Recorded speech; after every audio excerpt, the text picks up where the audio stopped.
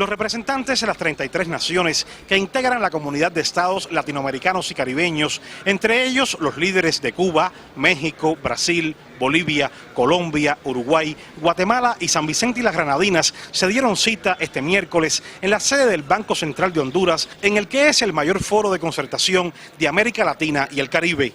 La mandataria hondureña Xiomara Castro, presidenta pro tempore de la CELAC, al dejar oficialmente inaugurado el segmento de alto nivel de la cumbre, expresó que en el último año se fortaleció el trabajo del organismo regional, a la vez que abogó por la unidad y la paz en el continente ante las agresiones imperiales.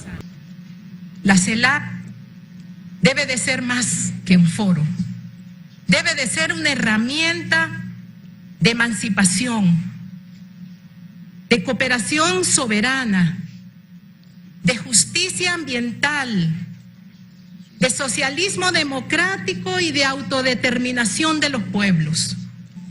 Desde esta historia, condenamos el cruel e inhumano bloqueo económico por más de 64 años de los Estados Unidos contra el heroico pueblo cubano. Cuba no exporta terroristas.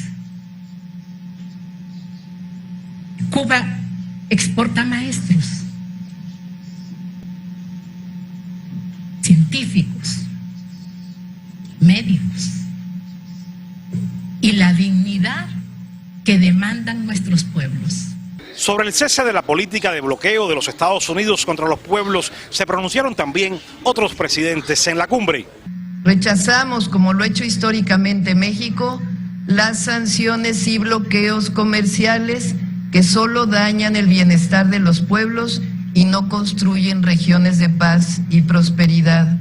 No al bloqueo a Cuba, no al bloqueo a Venezuela.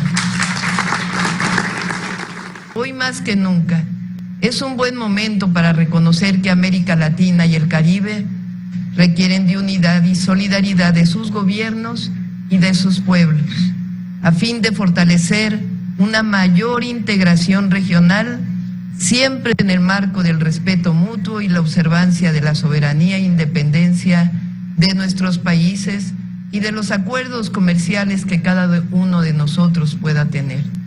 Precisamente sobre esa tan necesaria unidad ante los intentos del gobierno de los Estados Unidos por dominar las naciones del continente, centró su discurso el presidente cubano Miguel Díaz-Canel Bermúdez, el cual estuvo signado de principio a fin por las ideas antiimperialistas, la defensa de la soberanía nacional y el derecho a la autodeterminación de los pueblos. Hoy reiteramos aquí lo dicho por el general de ejército Raúl Castro Ruz en la tercera cumbre de CELAC celebrada en Costa Rica en 2015.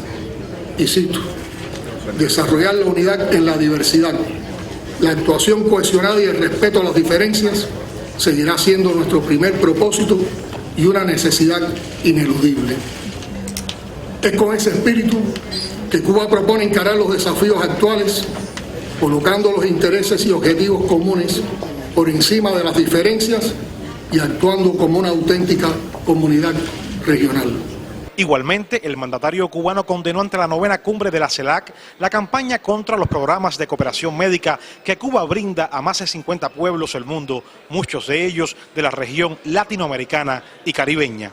Esa nueva presión no solo pretende castigar a Cuba y la vocación altruista y humanista de sus profesionales, sino que refleja un absoluto desprecio por la salud de los pueblos y las comunidades que reciben los beneficios de los servicios médicos cubanos.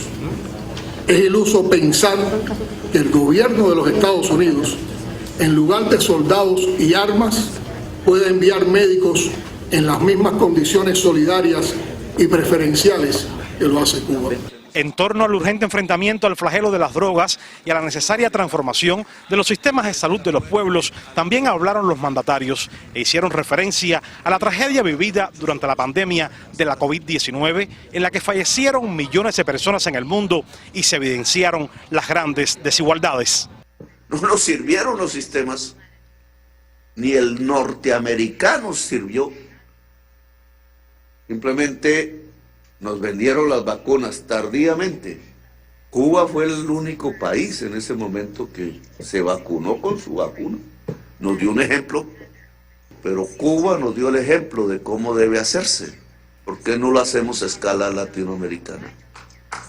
¿Por qué no nos ligamos en vez de la muerte a la vida?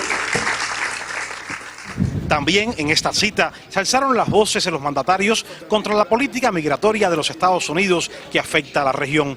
Y además rechazaron la guerra arancelaria desatada por la administración Trump hacia las economías nacionales. Expresamos nuestro más profundo desacuerdo que una superpotencia pretenda estimular procesos de reindustrialización y neoproteccionismo de su país por la vía de dictar medidas arancelarias que afectan las industrias de otros países y el mundo del trabajo.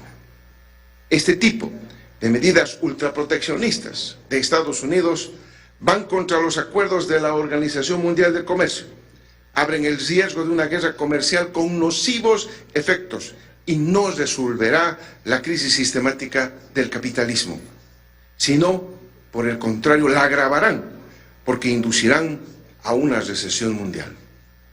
Una novena cumbre de la que, a pesar de los intentos por dividir a los pueblos y gobiernos de América Latina y el Caribe, sale más fortalecida la CELAC, organismo que en lo adelante, con el liderazgo del presidente colombiano Gustavo Petro, tiene el gran desafío de seguir defendiendo la unidad en la diversidad, pues este ha sido uno de los grandes reclamos de esta cumbre de Tegucigalpa. Desde Honduras, Wilmer Rodríguez Fernández, Canal Cubano de Noticias.